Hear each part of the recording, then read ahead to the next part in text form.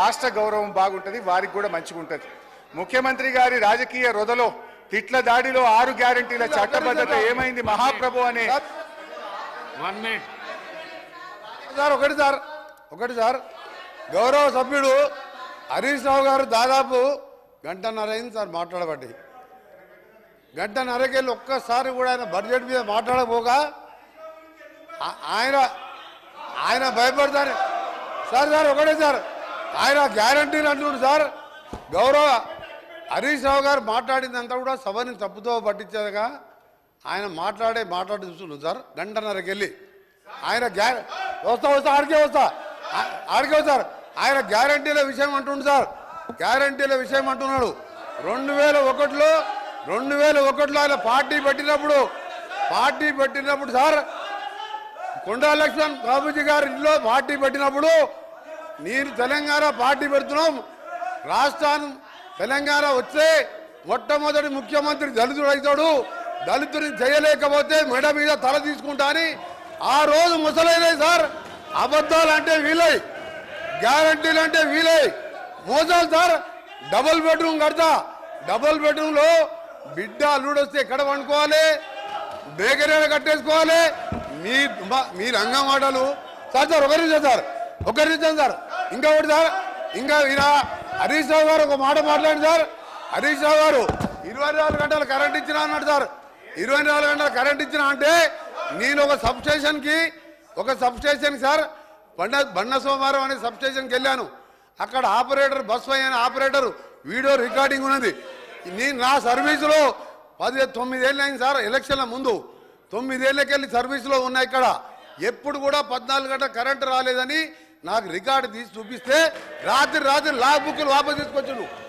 మోసాలు, దగ, కుట్రలు, అబద్ధాలు అన్ని నేర్పింది ఎవరంటే అవన్నీ టీఆర్ఎస్ పార్టీ పుట్టిన తర్వాత పుట్టిన సార్. ఇలా దళితులు ముఖ్యమంత్రి ఉన్నారు సార్. ఆఖరికి మా దళిత ప్రతిపక్ష నాయకుడు ఉంటే చూసి ఓడవలేక 13 మంది శాసనసభ్యులని సంతలో పశువుల్లాగా కొని ప్రతిపక్ష హోదా లేకుండా చేసాడు. ఇవాళ హరీష్ రావు గారు మాట్లాడితే సార్ ఇవాళ దయ్యాలు వేదాలు వెళ్తున్నాయి. మొత్తం మోసం, దగ, కుట్రలు, కుతంత్రాలు. నిజంగా నువ్వు మాట్లాడే సార్ ఒక్క పాయింట్ కూడా సపోర్ట్ చేయడం ఇవాళ ఆయన మాట్లాడేమని సార్. అందుకని హరీష్ రావు గారు నీ దగ్గర సబ్జెక్ట్ లేదు. నేను అనుకోండి సార్. చివరిగా నిన్న టీవీలో చూసేవారు అంటే నిన్న కేసీఆర్ గారు ప్రెస్ మీట్లో సార్ కేసీఆర్ గారు మీడియా బయట పోయి రేపు కాంగ్రెస్ పార్టీ బడ్జెట్ మీద వచ్చి చీల్చి చెండాడుతా అంటే నేను 9 నెలలకే వచ్చి కూర్చున్నాను సార్. ఇక చీల్చి చెండాడుతాడు ఎవరి ఏం చెండాడు సార్. ఆయన వచ్చే మొగలు లేక ఈయనని పంపించిండు. మా బడ్జెట్ ఏమన్నా సార్ 72,000 కోట్ల అగ్రికల్చర్ కోసం 72,000 కోట్లు పెట్టాం. ఇరిగేషన్కి 22,000 కోట్లు పెట్టాం. చేసేదే బడ్జెట్లో పెట్టాం. ఇవాళ మీలాగా మోస బడ్జెట్ పెట్టలే. ఇవాళ చీల్చి చెండాడుతాయి సార్. కేంద్రం అన్యాయం చేస్తే, కేంద్రం తెలంగాణకి అన్యాయం చేస్తే సార్ కేంద్రం అన్యాయం చేస్తే చీల్చి చెండాడి మునగాడు ఒక్క మాటకెళ్ళండి సార్ నోటకెళ్ళి. ఇవాళ మేము మా ముఖ్యమంత్రి గారు, మా డిప్యూటీ సీఎం గారు మంచి బడ్జెట్ ప్రవేశపెడితే ఇవాళ దాని గురించి మాట్లాడుతుంది సార్. నిజంగా ఇప్పటికైనా ఎమ్మెల్యే హరీష్ రావు సమాధానం చెప్పి మీ ప్రతిపక్ష నాయకులు రావాలని డిమాండ్ చేస్తున్నారు. కూర్చోండి ప్లీజ్. హరీష్ రావు గారు అదే డీవియేషన్ చేయొద్దని చెప్పాలి. మీరు ఇడికొచ్చుడు కాదు. డీవియేషన్ చేయకపోతే ఇవన్నీ రావు. డీవియేషన్ చేయకుండా బడ్జెట్ మీద మాట్లాడండి. మీరు మాట్లాడితే వాళ్ళు మాట్లాడతారు. స్పీకర్ సార్, నేను మీ మాట మీద గౌరవం పెట్టి ఏ మంత్రికి కూడా అవకాశం ఇవ్వకుండా గంటన్నర నుంచి నేను మీ మాటలు వింటున్నాను. మీరు డీవియేషన్ కాకండి, బడ్జెట్ పైనే మాట్లాడండి. మీరు బడ్జెట్ పైనే మాట్లాడండి ప్లీజ్. స్పీకర్ సార్ ఆగండి.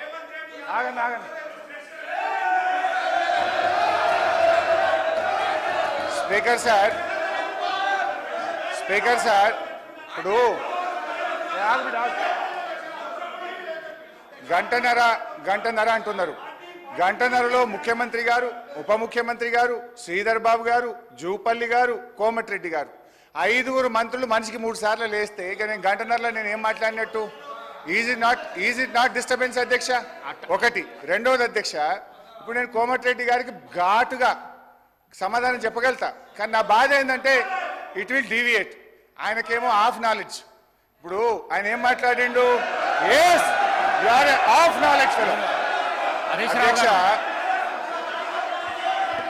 హరీష్ రావు గారు, ఐ విల్ టెల్ ఆ మాటను విరమించుకోండి, ఆ మాటను విరమించుకోండి. ఓకే, మీకు ఇబ్బంది ఉంటే తొలగించండి, నాకు అభ్యంతరం లేదు. రైట్ అధ్యక్ష, ఆ పదాన్ని తొలగించండి. సార్ ఆయనకు వారికి హాఫ్ నాలెడ్జ్ కాదు సార్, ఆకారం పెరిగింది చెప్పి అసలు నాలెడ్జే లేదని. ఆకారం పెరిగింది, ఆయన నాలెడ్జ్ ఎక్కడ సార్? ఆయన ఒక డమ్మీ మినిస్టర్, ఆయన డమ్మీ అల్లుడు. ఆయనకు హాఫ్ నాలెడ్జ్ కాదు, ఆకారం పెరగానే సరిపోదు, బుద్ధి ఉండాలి. దళితులు ముఖ్యమంత్రి అన్నాడా లేడా? మీ మామ అన్నాడా లేడా? తప్పు చెప్పు, మీ మామ అన్నాడా లేడా?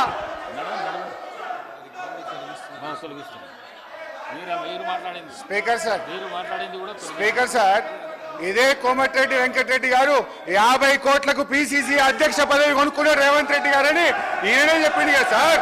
మరి దాన్ని ఏమంటారు అధ్యక్ష? ఇదే కోమటిరెడ్డి వెంకటరెడ్డి గారు జిల్లా కలెక్టరేట్లు, సచివాలయాలు అద్భుతంగా కట్టిండు కేసీఆర్ గారని ఈయన గారే చాలా సార్లు మెచ్చుకున్నాడు అధ్యక్ష.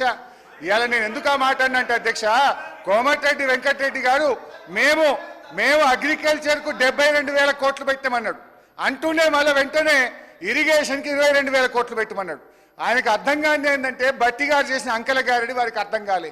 వారు పెట్టిన అగ్రికల్చర్ 72,000 కోట్లలో అన్ననే ఇరిగేషన్ ఉన్నది, అన్ననే కరెంట్ ఉన్నది, అన్ని కలిపి మాయ చేసి అగ్రికల్చర్కి ఏదో ఎక్కువ పెట్టినా అని బట్టి గారు చేసిన మాయను ఆయన అర్థం చేసుకోక అగ్రికల్చర్ 72 వేరే చెప్పిండు, ఇరిగేషన్ 22 వేరేగా చెప్పిండు.